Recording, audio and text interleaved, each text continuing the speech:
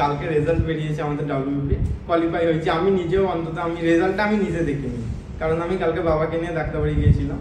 আমার একটা দাদা ফোন করে বললো যে এরকম, মানে আমার সঙ্গে মাঠে গিয়েছিল, ওখানে গিয়ে বলেছিল যে বিরিয়ানি খাবো, কিন্তু ওখানে বিরিয়ানি পাওয়া যাচ্ছিল না বলে কালকে আমায় হঠাৎ করে ফোন করেছে। আমি জানি রেজাল্ট বেরোবে, মানে আমি 3:30টার দিকে খবর পেয়েছি, আমি আর চেক করিনি। আমার দাদাটাই চেক করে ফোন করেছে, বলছে কী রে কবে বিরিয়ানি খাওয়াবি আমাকে। আমি যে কিসের বিরিয়ানি, বলছে এরকম এরকম সিলেক্ট হয়েছিস। যা শুনে খুশি হয়েছি আমি দাদাকে নেমন্তন্ন করেছি যে তুমি ঈদে আসবে আমার বাড়ি, যতটা ইচ্ছা বিরিয়ানি খাবে।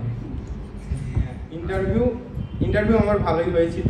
আমার জিওগ্রাফি অনার্স ছিল, ওটা প্রথমে জিজ্ঞাসা করেছিল।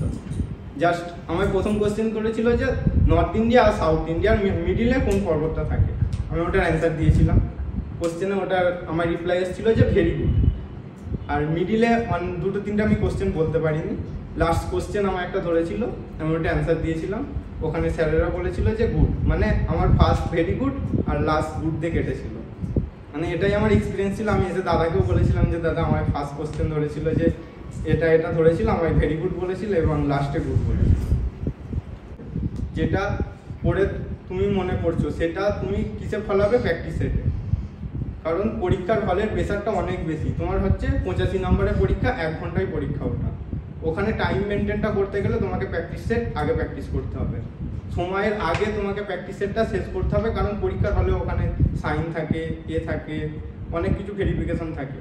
সেখানে টাইমটা 2 থেকে 3 মিনিট ওখানে টাইমটা খাই, তাহলে তোমার টাইমটা ওই টাইমটা প্র্যাকটিস সেটে কভার করতে হবে যে আমি 5 মিনিট বা 7 মিনিট আগে এটা কমপ্লিট করছি। সেটাই দেখতে হবে প্র্যাকটিস সেট করে। তোমার বলতে আমি এমনি টাইমে পড়াশোনা করতাম না, হয় হার্ডলি দিনে 2 ঘন্টা করে পড়তাম, কিন্তু পরীক্ষা 2-3 মাস আগে থেকে। মেনলি এটা তোমাদের খেয়াল রাখতে হবে যে পরীক্ষা যেদিন আছে তার 2-3 মাস আগে থেকে তোমরা সব ডেট পেয়ে যাবে যে কবে পরীক্ষা হতে চলেছে। সেই 2-3 মাস তোমাকে একটা রুটিন তৈরি করতে হবে যে আমি সকালে এত ঘন্টা, দুপুরে এত ঘন্টা, রাত্রে এত ঘন্টা পড়বো।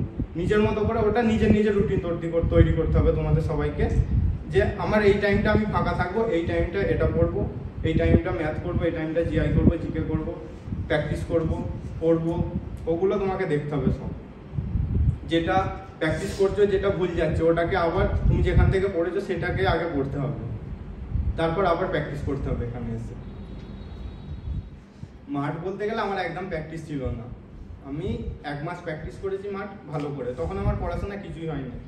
সকাল, দুপুর, বিকাল 3 টাইম মাঠ প্র্যাকটিস করতাম।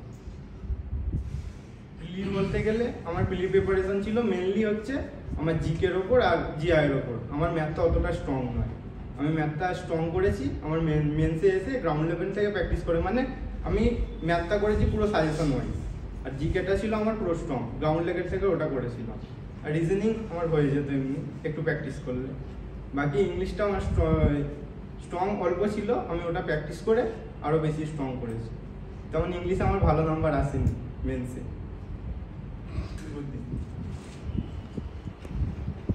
বলছি তোমরা যেখানে সকলেই এসছো এখানে চাকরি পাওয়ার জন্য, মানে গভর্নমেন্ট জবের জন্য এসছো।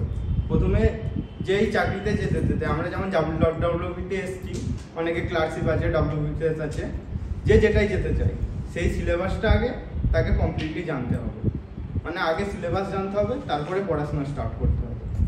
সিলেবাসটা আগে ডিটেলসে জেনে নেবে, তারপর নিজের উইক জোনগুলো বাঁচবে। আগে উইক জোনগুলো বাঁচলে, যেমন যে জিকেতে স্ট্রং, জিকেটা ভালো করে পড়বে গ্রাউন্ড লেভেল থেকে। যে ম্যাথে স্ট্রং, ম্যাথটা গ্রাউন্ড লেভেল থেকে করতে হবে একদম প্র্যাকটিস সেট উইক।